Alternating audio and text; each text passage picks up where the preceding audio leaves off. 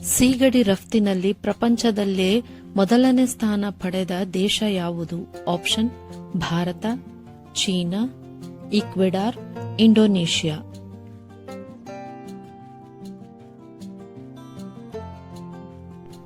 ಉತ್ತರ ಈಕ್ವೆಡಾರ್. ಸೀಗಡಿ ರಫ್ತಿನಲ್ಲಿ ವಿಶ್ವದಲ್ಲಿ ಮೊದಲನೆಯ ಸ್ಥಾನ ಈಕ್ವೆಡಾರ್, ಭಾರತದ ಸ್ಥಾನ ಎರಡನೆಯದು. ಭಾರತದ ಸೀಗಡಿ ರಫ್ತಿನ ಪ್ರಮುಖ ಮಾರುಕಟ್ಟೆಗಳಲ್ಲಿ ಅಮೆರಿಕ, ಚೀನಾ, ಯುರೋಪ್ ರಾಷ್ಟ್ರಗಳು ಸೇರಿವೆ. ಭಾರತದಲ್ಲಿ ಸೀಗಡಿ ಉತ್ಪಾದನೆ ಮತ್ತು ರಫ್ತಿಗೆ ಆಂಧ್ರಪ್ರದೇಶ, ಪಶ್ಚಿಮ ಬಂಗಾಳ, ಗುಜರಾತ್, ಒಡಿಶಾ ಮತ್ತು ತಮಿಳುನಾಡು ಪ್ರಮುಖ ರಾಜ್ಯಗಳಾಗಿವೆ. ಭಾರತೀಯ ಸಂಪ್ರದಾಯವಾದ ಗಂಗಾರತಿಯನ್ನು ಯಾವ ಅಂತಾರಾಷ್ಟ್ರೀಯ ನದಿಯ ದಡದಲ್ಲಿ ಆಯೋಜಿಸಲು ನಿರ್ಧರಿಸಲಾಗಿದೆ? ಆಪ್ಷನ್ ಥೇಮ್ಸ್ ನದಿ, ನೈಲ್ ನದಿ, ಡ್ಯಾನ್ಯೂಬ್ ನದಿ, ಅಮೆಜಾನ್ ನದಿ.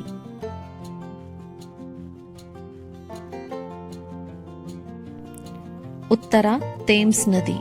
ಲಂಡನ್ನ ಥೇಮ್ಸ್ ನದಿ ದಡದಲ್ಲಿ 13 ಸೆಪ್ಟೆಂಬರ್ 2026ರಂದು ಭಾರತೀಯ ಸಂಪ್ರದಾಯದ ಗಂಗಾರತಿಯನ್ನು ಆಯೋಜಿಸಲಾಗಿದೆ. ಗಂಗಾರತಿ ಸಂಜೆ 7:15ಕ್ಕೆ ನಡೆಯಲಿದೆ. ಇತ್ತೀಚೆಗೆ ಯಾವ ರಾಜ್ಯ ಸರ್ಕಾರವು ತನ್ನ ಮಹಿಳಾ ನೌಕರರಿಗೆ 3ನೇ ಮಗುವಿಗೂ 1 ವರ್ಷದ ಹೆರಿಗೆ ರಜೆಯನ್ನು ಘೋಷಿಸಿದೆ?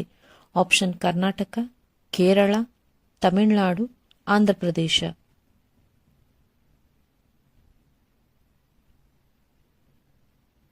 ಉತ್ತರ ತಮಿಳುನಾಡು. ತಮಿಳುನಾಡು ಸರ್ಕಾರವು ತನ್ನ ಮಹಿಳಾ ಸರ್ಕಾರಿ ನೌಕರರಿಗೆ 3ನೇ ಮಗುವಿಗೂ 1 ವರ್ಷದ ಹೆರಿಗೆ ರಜೆ ನೀಡಲು ಘೋಷಿಸಿದೆ.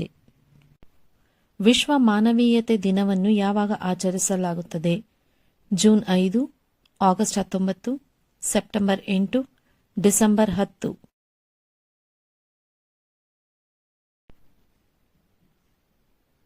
ಉತ್ತರ ಆಗಸ್ಟ್ 19.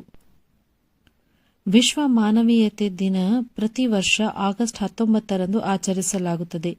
ಈ ದಿನವನ್ನು ಮಾನವೀಯ ಸೇವೆಗಳಲ್ಲಿ ತೊಡಗಿರುವ ಮಾನವೀಯ ಕಾರ್ಯಕರ್ತರನ್ನು ಗೌರವಿಸಲು ಮತ್ತು ಸಂಕಷ್ಟದಲ್ಲಿರುವ ಜನರಿಗೆ ನೆರವು ನೀಡುವ ಮಹತ್ವದ ಬಗ್ಗೆ ಜಾಗೃತಿ ಮೂಡಿಸಲು ಆಚರಿಸಲಾಗುತ್ತದೆ. 16 ವರ್ಷ ಮೇಲ್ಪಟ್ಟ ಯುವಕರನ್ನು ತಲುಪಲು ಸಾರ್ವಜನಿಕ ವಲಯ ಬ್ಯಾಂಕುಗಳು ಯಾವ ಅಭಿಯಾನವನ್ನು ಆರಂಭಿಸುವಂತೆ ಕೇಂದ್ರ ಹಣಕಾಸು ಸಚಿವೆ ನಿರ್ಮಲಾ ಸೀತಾರಾಮನ್ ಸೂಚಿಸಿದ್ದಾರೆ? Option banking for India, banking for youth, ಯುವ ಬ್ಯಾಂಕ್ ಮಿಷನ್, ಡಿಜಿಟಲ್ ಯುವ ಅಭಿಯಾನ.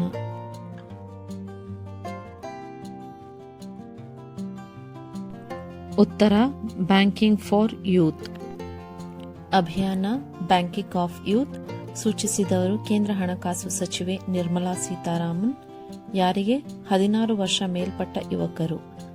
ಆರಂಭ 2 ಅಕ್ಟೋಬರ್ 2026. ಅವಧಿ 1 ತಿಂಗಳು. ಉದ್ದೇಶ ಯುವಕರನ್ನು ಔಪಚಾರಿಕ ಬ್ಯಾಂಕಿಂಗ್ ವ್ಯವಸ್ಥೆಗೆ ತರುವುದು ಮತ್ತು ಅವರೊಂದಿಗೆ ದೀರ್ಘಕಾಲೀನ ಬ್ಯಾಂಕಿಂಗ್ ಸಂಬಂಧ ಬೆಳೆಸುವುದು. ಸಾರ್ವಜನಿಕ ವಲಯದ ಬ್ಯಾಂಕುಗಳು, ಕಾಲೇಜು, ವಿಶ್ವವಿದ್ಯಾಲಯ ಹಾಗೂ ಕೌಶಲ್ಯ ತರಬೇತಿ ಸಂಸ್ಥೆಗಳ ಮೂಲಕ ಯುವಕರನ್ನು ತಲುಪುವಂತೆ ಸೂಚಿಸಲಾಗಿದೆ. ವಿಶ್ವದ ಅತಿ ಎತ್ತರದ ಕ್ರಿಕೆಟ್ ಸ್ಟೇಡಿಯಂ ಅನ್ನು ಎಲ್ಲಿ ನಿರ್ಮಿಸಲು ಯೋಜಿಸಲಾಗಿದೆ? Option A Sikkim, Ladakh, Himachal Pradesh, Uttarakhand.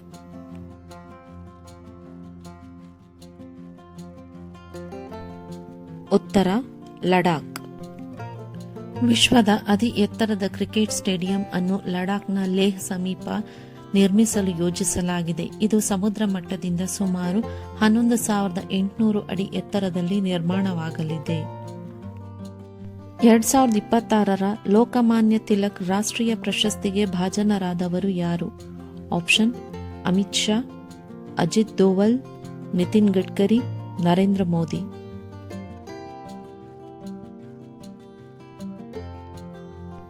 ಉತ್ತರ ಅಜಿತ್ ದೋವಲ್. 2026ರ ಲೋಕಮಾನ್ಯ ತಿಲಕ್ ರಾಷ್ಟ್ರೀಯ ಪ್ರಶಸ್ತಿಯನ್ನು ಭಾರತದ ರಾಷ್ಟ್ರೀಯ ಭದ್ರತಾ ಸಲಹೆಗಾರ ಅಜಿತ್ ದೋವಲ್ ಅವರಿಗೆ ನೀಡಲಾಯಿತು. 2026ರ ಆಗಸ್ಟ್ 1ರಂದು ಪುಣೆಯಲ್ಲಿ ಪ್ರಶಸ್ತಿ ಪ್ರದಾನ ಮಾಡಲಾಯಿತು. ಆಗಸ್ಟ್ 17, 2026ರಂದು ಕರ್ನಾಟಕದಲ್ಲಿ ಯಾವ ರೀತಿಯ ಪನ್ನೀರನ್ನು 1 ವರ್ಷದ ಅವಧಿಗೆ ನಿಷೇಧಿಸಲಾಯಿತು? ಆಪ್ಷನ್ ಹಾಲಿನ ಪನ್ನೀರ್, ಸಾವಯವ ಪನ್ನೀರ್, ಅನಲಾಗ್ ಪನ್ನೀರ್, ಸೋಯಾ ಪನ್ನೀರ್.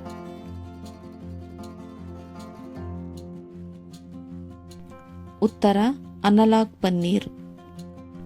ಕರ್ನಾಟಕ ಸರ್ಕಾರವು ಆಗಸ್ಟ್ 17, 2026ರಂದು ಅನಲಾಗ್ ಪನ್ನೀರನ್ನು 1 ವರ್ಷದ ಅವಧಿಗೆ ನಿಷೇಧಿಸಿತು. ಸಾರ್ವಜನಿಕ ಆರೋಗ್ಯದ ಹಿತದೃಷ್ಟಿಯಿಂದ ಮತ್ತು ಹಾಲಿನ ಬದಲಿಗೆ ಇತರ ಕೊಬ್ಬು ಅಥವಾ ಎಣ್ಣೆಗಳನ್ನು ಬಳಸಿ ತಯಾರಿಸುವ ಉತ್ಪನ್ನಗಳ ನಿಯಂತ್ರಣಕ್ಕಾಗಿ. ದೇಶದ ಮೊದಲ ಎಲ್ಪಿಜಿ ಎಟಿಎಂ ಅನ್ನು ಎಲ್ಲಿ ಸ್ಥಾಪಿಸಲಾಯಿತು? ಆಪ್ಷನ್ ಬೆಂಗಳೂರು, ಇಂದೋರ್, ಗುರುಗ್ರಾಮ್, ಜೈಪುರ್.